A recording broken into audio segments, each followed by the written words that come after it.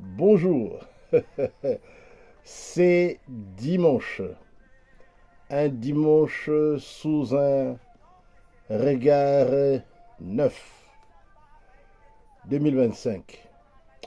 Le premier dimanche de l'année, le premier dimanche où tout le monde peut espérer et surtout adresser des instances, grâces, bénédictions, vœux, souhaits, tout ce qu'il y a de meilleur qu'on peut formuler à sa famille, à ses amis, et surtout dire un grand, grand, grand merci par celui qui nous tient tous, à savoir le Seigneur, notre souverain créateur, le Dieu suprême, celui qui nous a tous programmés pour que toi et moi nous puissions être hissés ou atterrir dans cette nouvelle aventure avec lui.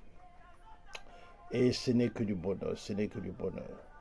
C'est vrai que c'est teinté de beaucoup d'amertume aussi, parce que ça n'a pas été facile pour beaucoup d'entre nous. 2024 a été une année assez, on va dire, spéciale.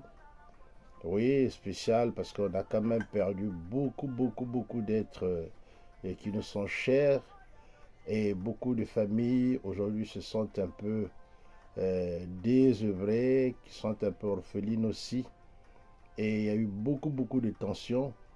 Mais nous prions que Dieu, qui est Dieu et qui ne fait jamais rien par hasard, il a décidé de nous projeter dans cette nouvelle année. Et j'aimerais lui dire merci. Alors j'étais en train de, me, de me poser des questions par rapport à moi-même. Seigneur, que dois-je faire, n'est-ce pas, pour que cette année ne puisse pas ressembler à l'année dernière, par exemple? Parce que la parole de Dieu déclare que Dieu fait toutes choses nouvelles en son temps.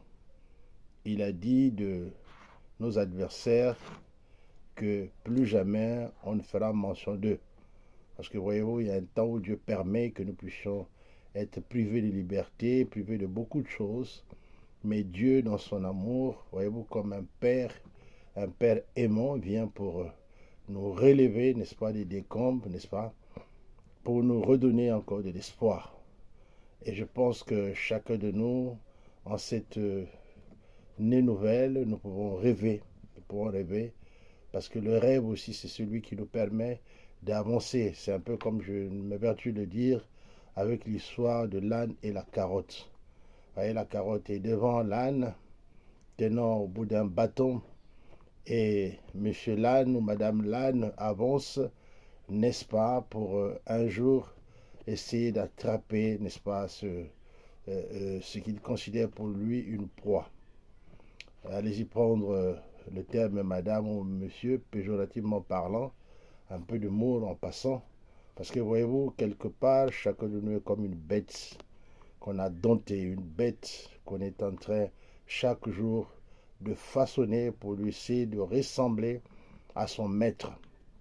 Voilà pourquoi la parole de Dieu pour nous nous dit que chaque disciple accompli fait la joie de son maître. Et parce que Jésus, notre référence, nous a dit, n'ayez crainte, je m'en vais pour préparer une place auprès du Père et ensuite je viendrai. Donc depuis là, nous attendons son retour parce que nous savons qu'il reviendra. Alors je m'en vais dire à quelqu'un pour cette nouvelle année, mon ami, cherche avec qui tu dois marcher. C'est le thème que le Seigneur m'a donné, Amos 3.3, en disant, est-ce que deux hommes peuvent-ils marcher ensemble s'ils ne se sont pas convenus? Deux hommes. Alors commence à considérer les relations.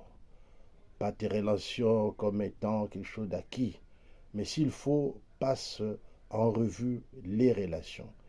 Qu'est-ce que ces relations de 2024 t'ont apporté? S'ils t'ont rien apporté, je serais tenté de te dire, il faut zapper. Il faut se projeter avec des bonnes personnes. Des gens qui croient en toi, des gens qui ne te crasent pas des gens qui te minimisent, mais des gens qui te boostent, n'est-ce pas?